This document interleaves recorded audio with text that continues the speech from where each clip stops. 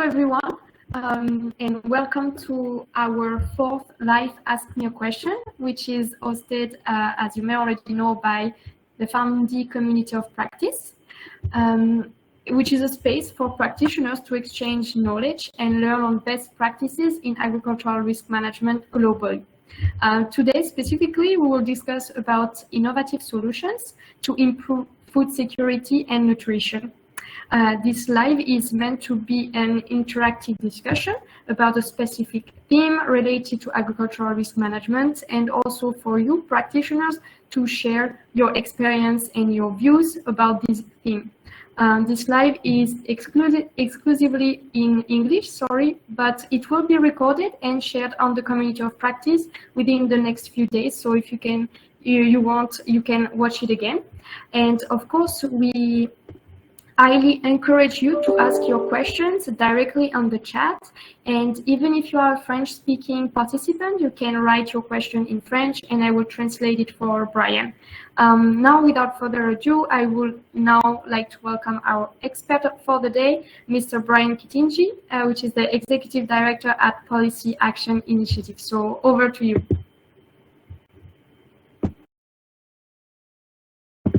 Sorry, I think you're on mute. I cannot hear you well. Yes. Okay, Thank perfect. you very much. Thank you very much, Anais, for the warm introduction and for the invitation as well. Thank you, everyone who has joined us. My name is Brian Kithinji. I'm joining here from Nairobi in Kenya, and I'm looking forward to sharing a very, very insightful conversation with each and every one of you. Bonjour, habari, let's go on. Perfect. I think you had a short presentation about what is the base of your research, if you want to share it with us now. Yes, I'll share it in a little bit that summarizes all about the topic of today. So should I start with the questions then? Yes, you can start with the questions. Okay, perfect. So whenever you want, you can share with us your presentation. Well, the first question is kind of large. I will be asking some questions, but please, people who are participating to the chat, and do ask your question. You can write it down on the chat, and then we will assess them. It's the idea is really to have a conversation with our expert today. So my first question is, what is the current state of our agri-food systems, according to you, Brian? Yes, thank you very much for the question. It is very, very sad to note that with just less than 6 years remaining to the lapse of the 2030 Sustainable Development Goals, we are in a situation where 2.3 billion people across the world are in food insecurity or in hunger, and also the number of children who are living in malnutrition is around 149 million children across the world. And this is a problem that is even majorly here in Africa, where we know that our agricultural systems are largely rain-fed. Over 95% of agriculture in Africa is rain-fed, and because of climate change and the increasing desertification that has been happening across the Sahel region and also in Southern Africa, we are in a situation where the yield production of crops, especially food crops, has actually gone down, but as well population is increasing. So we are in a situation where our agri-food systems cannot match the demand. Many people are living in hunger, but also as well, agriculture is a leading contributor of greenhouse gas emissions. Around 12% of total global greenhouse gas emissions come from the agricultural sector. We know that livestock farming is a leading methane emitter, even more than oil and gas in Africa. So we are in this situation where our agri-food systems need to be reformed in order for us to meet our climate goals, but also to provide food for each and every citizen in this world. Thank you very much. And it's a very good introduction, but I wanted to really jump into the subject kind of right away. You've done a very interesting research. Can you tell us more about what is entomophagy and insect farming? Yes, I'll share it now. I think I can share it. So basically, entomophagy, it refers to the practice of consuming edible insects, and it provides a more sustainable and environmental friendly approach towards availing affordable and nutritious food. We remember that according to the FAO, there are 4 pillars of food security. That is availability, access, sustainability, and utilization. And in our research, we found out that entomophagy is actually the only form of farming that can lead to us achieving all these 4 pillars of food security. Because, as I will show in the next slide, is that number one, it helps in reducing greenhouse gas emissions. We know that insect farming, because Sorry, of Brian, can you maybe try to put it? No, sorry, your presentation. Can you put it on full screen so that we can see better, because it's very interesting. Thank you. Perfect. Sorry for interrupting you. No problem. So as I shared before about entomophagy, I say that entomophagy is the only form of farming that can help us attain the 4 pillars of food security as outlined by the FAO. That is availability, access, sustainability, and utilization. Because we have to remember that in Africa, there are 2,300 documented species of edible insects. And globally across the world, nearly 2 billion people consume insects in their diet. So this is a culture that is already there. We are not reintroducing something that is new. But what has been happening when it comes to entomophagy is that most of the insects that are consumed, they are taken from the wild. But now there's an opportunity for us to cultivate or domesticate insects. And through insect farming and the many benefits it has, we are able to both attain food security, but also achieve our climate goals. And some of the benefits of entomophagy is that it can help in reducing greenhouse gas emissions, because we discovered that entomophagy, for you to run an insect farm, you need less than a quarter an acre. And the amount of emissions, carbon emissions that comes from rearing insects is very, very low, because insect farming is circular in nature. We are able to produce organic fertilizers from that, and we are also able to produce insect feeds that replace the need for us to use soya feeds when it comes to livestock. As I mentioned, it uses limited land and water resources, and this is a very, very big advantage, because in the global south, and especially in Africa, we are in a situation where access to land is very, very limited. We know that only 10% of the population in Africa, according to the International Land Coalition, have access to land resources. Water, there's a lot of water scarcity that is ongoing. The FAO warns that by the year 2050, around 50% of the population globally will lack access to fresh water. And entomophagy, unlike other forms of agriculture, does not require much land and water resources. Another thing that we found out in our research is that the benefits on the nutritional side. We look at entomophagy in that we discovered that in areas in Kenya, like in Western Kenya, among the Luya community, and in the coastal Kenya among the Mijikenda community, we found out that the levels of protein deficiency are very low compared to the national average. And it's because insects are very rich in protein. They are rich in essential amino acids. You can also get healthy fats, omega-3 and omega-6, from insects. And also the vitamins and the zinc, especially vitamin B, you can get it more from insects. And the proportion that you can get from one insect, just consuming one insect, the amount of nutrition that you can get there in terms of proteins and vitamins is higher than if you consumed a plate of beef. So these are some of the benefits of insect farming in a nutshell, or entomophagy. And it is why that in our research we laid out a compelling call to our government in Kenya, but also the African Union, to adopt entomophagy in its agricultural policies and food security policies, not just look at it as a resilience strategy. Thank you very much. Actually, there's one question that I would like also to ask to the participants, because as you said, this is not very, maybe in some societies it is more common, but for other societies and communities it is not so common. So I wanted to ask directly to the participant, is eating edible insects is part of their diet? So the people in the chat, you can answer, you can provide your answer directly on the chat, and then we can discuss about it with Brian. If I wanted to ask you more specifically also, what do you think, what are the cultural attitudes and perceptions towards entomophagy, and how can they be addressed? Is it seen as globally as something that is good? Is there some people who are quite afraid about this entomophagy, or what's the actual status of entomophagy in terms of perception? Yeah, this is a very, very interesting question, because one thing that we discovered is that when we were speaking with people, we discovered that there's like a generational divide when it comes to cultural perceptions on entomophagy.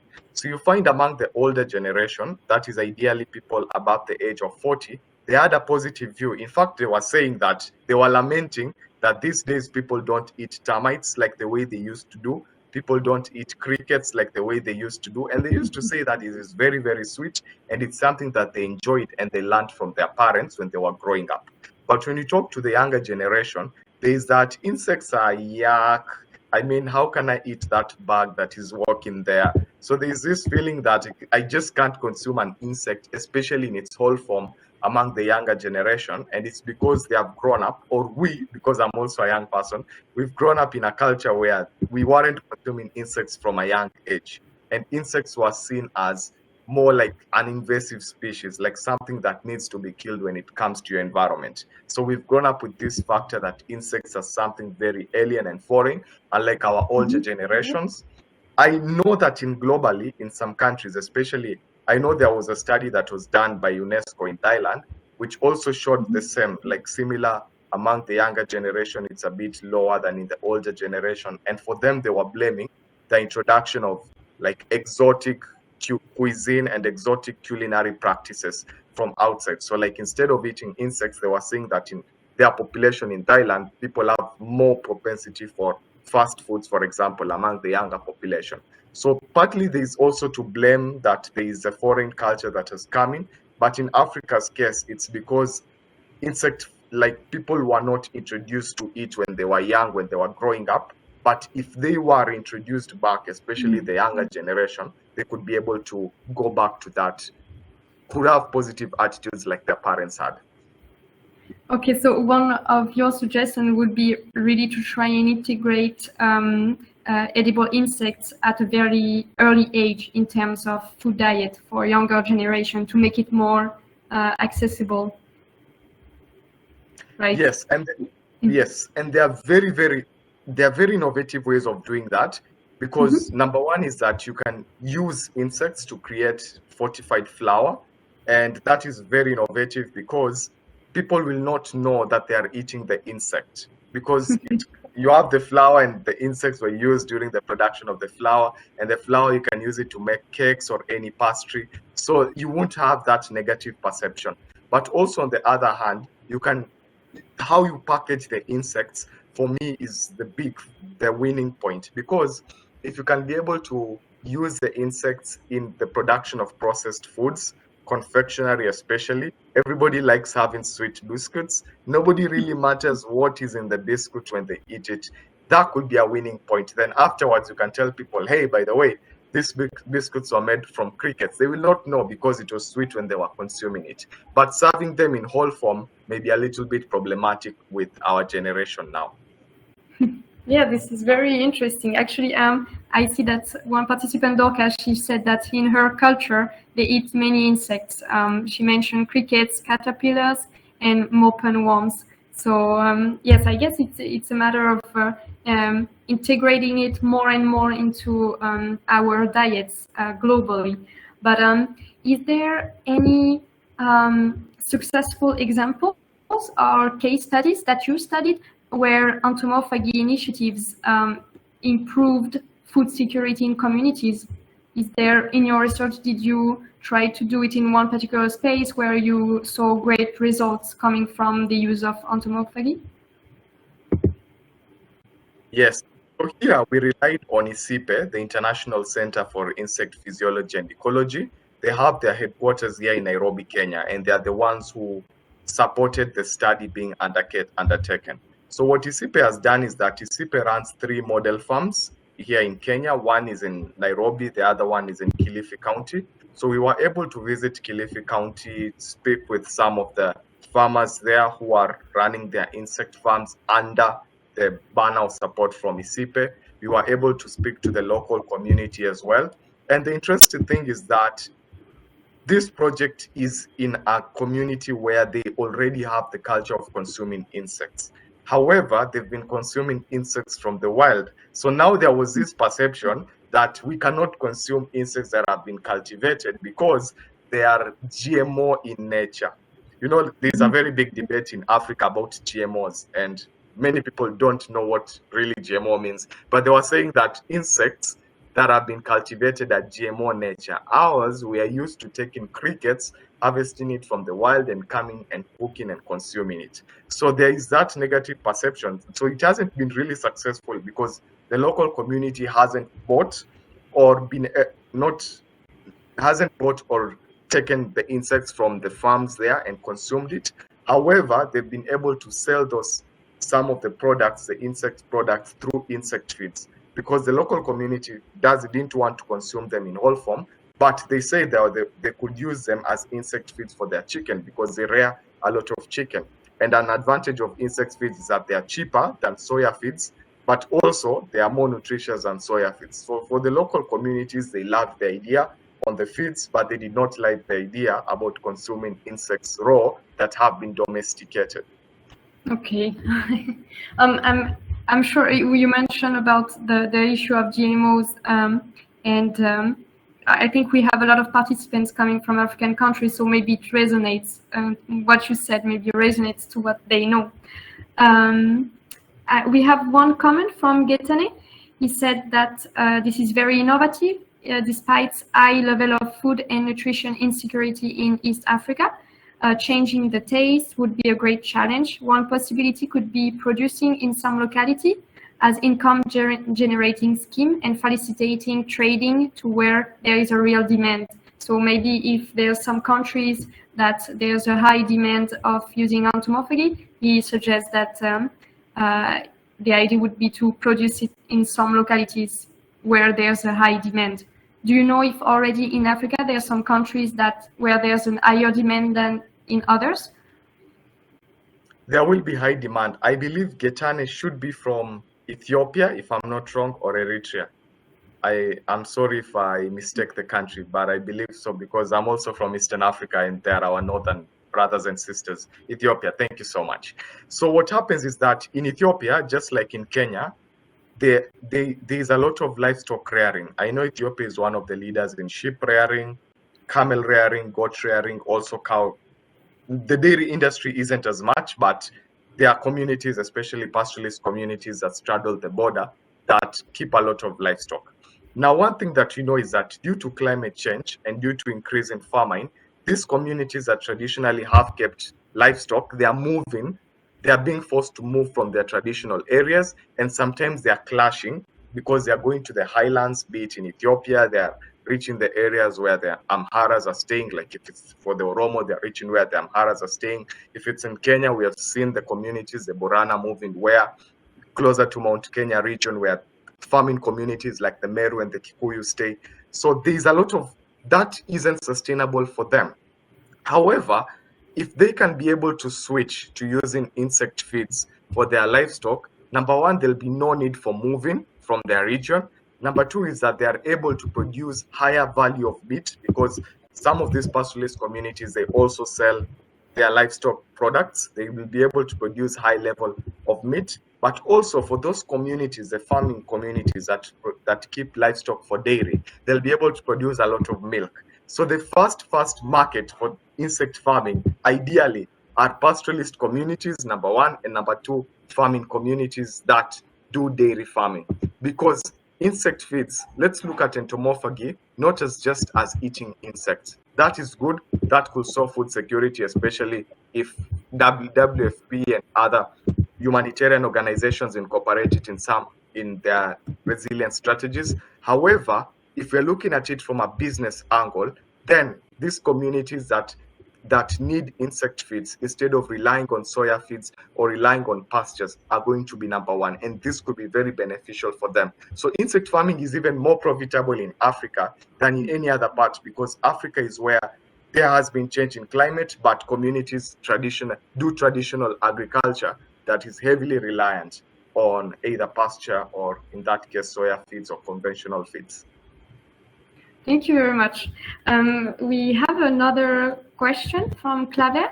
He asked it in French, but I can translate it. He asked, what is your contribution? So we know you already made a research, but did you do any other action to encourage agents to limit health risks, given the pesticides accumulated by insects during pollination and or nectar gathering that could affect the rural population? So ideally pesticides, because you are breaking off a little bit. Oh, sorry. I can add his question on the chat if you want. It's to know if you have done any other specific action to encourage agents and practitioners to limit health risks, given the fact that there are some pesticides accumulated by insects during pollination that could then affect rural population when using these insects and eating these insects. Yes, that is a major problem, and that is one of the barriers that we were able to gather when you are speaking with some of the scientists from working in the ICIPE labs. But then that is a challenge that could be navigated easily, because what happens is that when communities, when they're doing these projects on insect farming, ideally by law, we don't have a policy framework or a law governing insect farming in any country in Africa, leave alone Kenya, in any country in Africa. By law, it could be mandated that they can only keep insects that come from that community, because that area. Because one challenge that we had is that when you remove insects that are majorly found, let's say in Uganda, and then you come and take them to Kenya, you are disbalancing the diversity of both areas, because it's like bringing invasive species to a new environment, and that could have effects not just in terms of the diversity, the animal diversity in that area, but also it could disrupt pollination.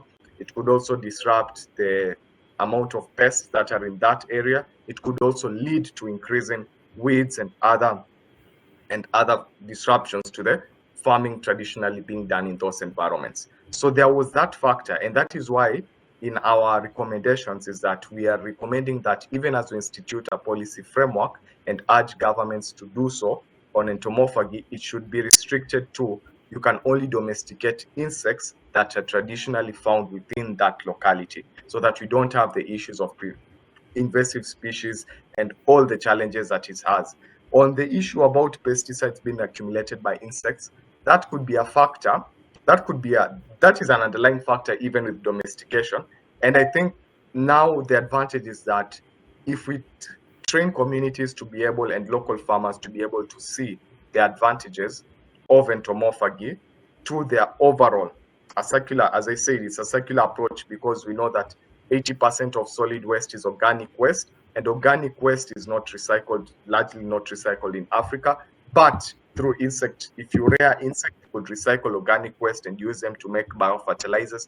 If we train farmers to help them to see all these advantages, then they will be able to know that you cannot use this type of pesticides because it could have an effect on the insect population in this area, and these insects, we need them to be able to produce feeds, or we need them to consume them. So it's just about telling them and enabling them to see the effects of the type of pesticides they use. And I know that even today in our present localities where we do farming, you cannot just buy any nitrate fertilizer or buy any pesticides without knowing the effect it will have on your groundwater, the effect it will have on the livestock. So in that case, you're just adding insects in your checklist. Thank you very much. I'm sure you answered Claver's question and also the one of Kithinji. I wanted to know more about the roles of policymakers and stakeholders in promoting entomophagy for food security and nutrition. According to you, what is their role? Is there in your country an interest also at institutional level, so very high level, where institutional figure, governmental figures, do promote the use of entomophagy or any other stakeholder, very important stakeholder in your country? You see now, Anais, and that is very, very sad to say, is that is where the problem is, because our governments in Africa and across the world, ever since the FAO in 2013 introduced entomophagy in the Codex Alimentarius, and they say that this is a strategy to food security. Apart from the European Union, no other government has been able to incorporate entomophagy in its food and security policy. So we are still having insects being classified as wildlife instead of being classified as agents for food or as one of the food sources. So this is a very big problem, because without a policy framework, it means that there's a lot of bureaucracy in terms of getting permits. So yes, I can, like for example, my sister talked about in the chats, mopane worms. I can rear mopane worms, but I cannot go and sell them from my country to go and sell to a market across the border to South Africa, because for you to sell products across the country, you need standards, you need regulation and permits. But because this hasn't been instituted in policy, that is not available. So our governments are lacking behind because they have created a policy and a kind of lacuna in policy and law that affects you if you wanted to do commercial insect farming. But also, on the other hand, there is lack of investment, because in as much as insect farming is very profitable and it has a potential of $880 billion globally, the sector could have that potential by 2030. You still need a lot of capital for the initial investment. Like in Kenya, to set up an insect farm to rear just 30,000 black soldier flies, you need around 600,000 Kenyan shillings. That's like $6,000 US dollars. So that is expensive. That is not money that any smallholder farmer I would expect to be able to come up with and just to go and do it. And we know that banks will not give you credit to do insect farming because there is that institutional framework created by the government, so they don't see that this is something that could have profits. So as stakeholders, the first thing that we need to do is we need a policy framework on that, both on a national level, but also on a continental level. We need to stop looking at insect farming or insect feeding as a drought resilient strategy, because that is where most of the talk on insect farming is about. And we also need, especially on the awareness part, we need a deliberate approach through the media, through the educational curriculum, to train people that consuming insects is good, it's more nutritious for your health, and it has benefits on the long run for a circular approach to the economy and our society. Yes, thank you very much. It's true, there's the real need to advocate more and more about entomophagy and all its benefits. We're kind of reaching the end of this live. We have 2 more minutes, so I really encourage participants, if they have questions, please just add it to the chat. I wanted now, maybe going towards the end, to explore if you have, besides entomophagy, do you know other solutions to strengthen the resilience of our agri-food systems?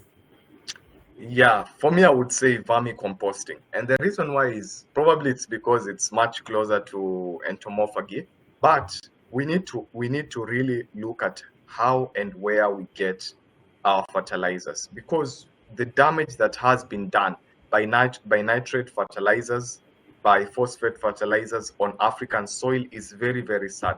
And I know this is a global audience, but I have to touch on Africa because we are not at par when it comes to food production or even access to food. So you find like the level of acidity in the soil in Africa is around 4.5, 3.5 on the pH scale. The level of acidity of soil in Europe is around 6 to 7. So African soils are very, very acidic when you compare it with other continents. And this is a very major problem because we know that there hasn't been a lot of research in Africa, but you can imagine the level of contamination and degradation that has happened on our soil, on our groundwater. And this is something that we will live with in the generations that will come. So we really need to look at where we get our fertilizers. And for me, vermicomposting is an important form of farming because it enables us to use organic fertilizers, which are very rich in nitrogen, which are very rich in phosphates, and avoids us buying or purchasing these inorganic fertilizers, which A, are not made for the context of African soil. B, we do not know how much quantities that are being used because we haven't had extension officers coming to train local farmers on how much they can use. And all that degradation, the only way we can stop it is we have to switch to organic fertilizers. And for me, vermicomposting is the best form of farming because it enables us to slow this slide, but also slowly by slowly try to restore our soil health back to where it was before. I know it's very difficult, but we have to, because there's no other way unless we want to continue relying on food aid from outside the world, which is not also sustainable because our population is growing.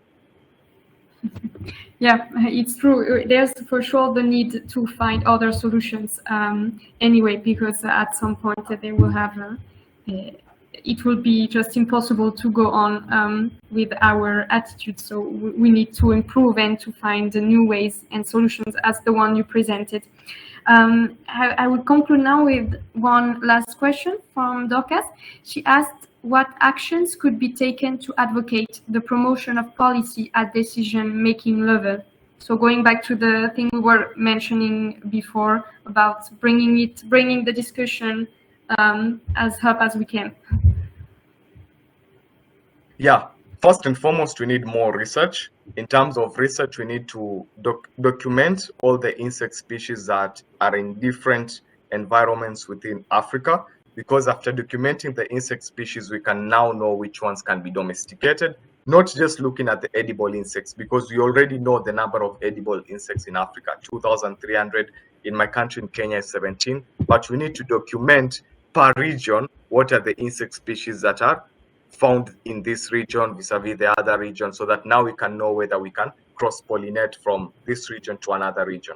The next thing we need to do is we need more investment, especially in advocacy.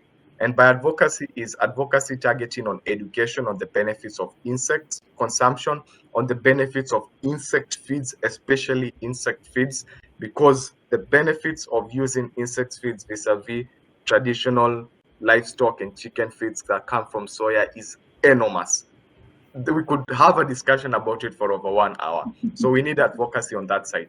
But also on the other side is that we need to push for the creation, and I know in Africa this is controversial to say, creating another government or regulatory body, but we really need it because that will help us have one-stop shop that governs insect farming and insect consumption in Africa. Because like in Kenya now, for you to get a permit on insect farming, you will need to go to KEPHIS, the Kenya Plant Health Inspectorate Service, because they classify insects as pets. You need to go to the Kenya Wildlife Service because they classify insects as animals, protected animals, some of the insect species. You need to go to KALRO, Kenya Animal Livestock Research Organization. They also classify insects as a form of animals, so you need to go to them for the permit. So we need one-stop agency that is going to govern, either to enforce the policy framework once they have been set, or to progressively set policy framework and trading standards on insects. So for me, those are the three main strategies that you can use to promote policy at decision-making level on entomophagy. And it's something that we can even start from today.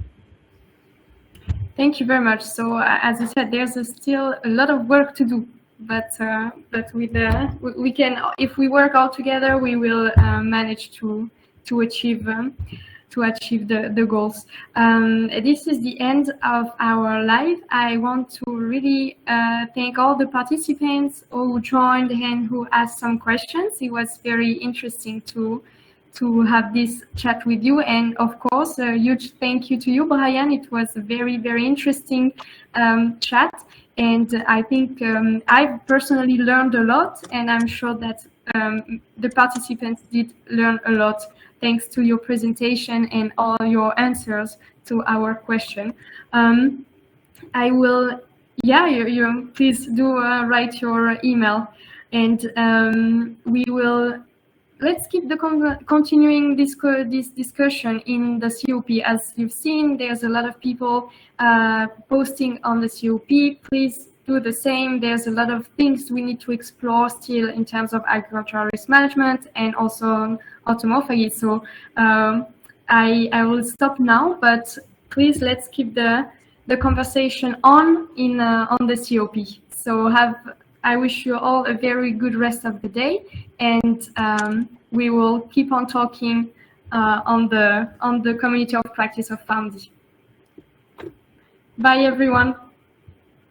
Bye. Thank you so much, Anais, and thank you everyone for joining. We can keep the conversation if you have any questions. I believe you shared the paper. Yes. Yeah, we yes, can keep some of them, but please, if you have others, do share them either. Yeah, I mean on the COP is the best place. So please, that would be amazing if you have other research that you conducted or other research that you know about the subject. Thank you very much, and bye everyone. Thank you.